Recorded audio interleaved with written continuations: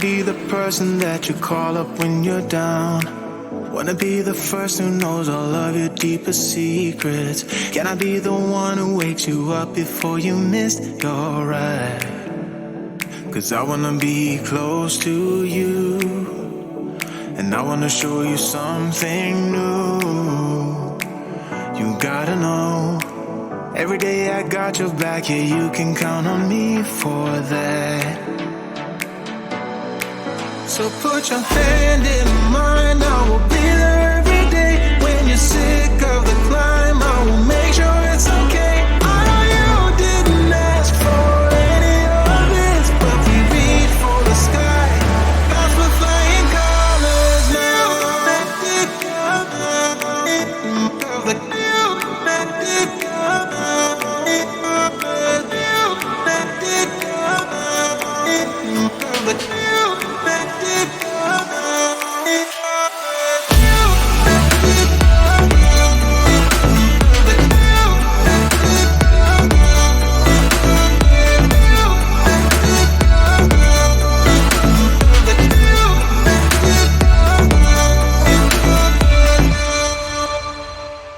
Gonna try to keep the pace, but someday we will find that the world has changed, but we stay true to each other.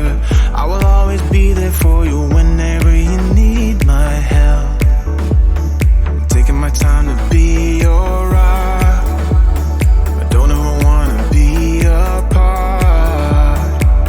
You gotta know, every day I got your back, yeah, you can count on me for that.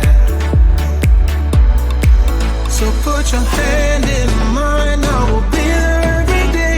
When you're sick of the climb, I will make sure it's okay. I know you didn't ask for any of this, but we reach for the sky. That's for flying colors now.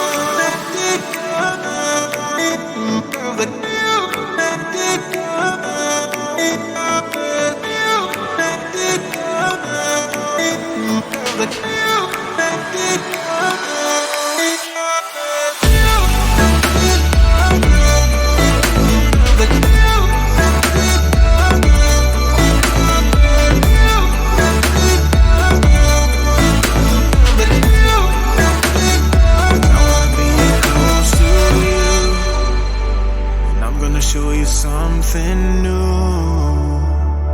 You gotta know, every day I got your back, yeah, you can count